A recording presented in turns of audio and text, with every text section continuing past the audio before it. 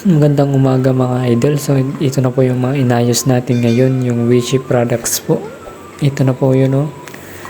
Iba't ibang klase po ng mga kakainin, mga pangpulutan o pang merienda.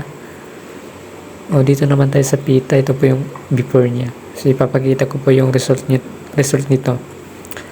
Ito na po yung result mga idol. 1. Ito na po. Wow. Pita 15s lang po yung available natin kasi wala na pita 10s. So naubusan kasi ng stock. So ito yung pita 15s lang muna yung nilagay natin. Ito na po yung box niya, oh. Wala na pong laman. Ito po yung Super Crunch products po. Yellow, green, red, tsaka blue. Tsaka merong bago. Ito yung box po. Wala nang stock eh.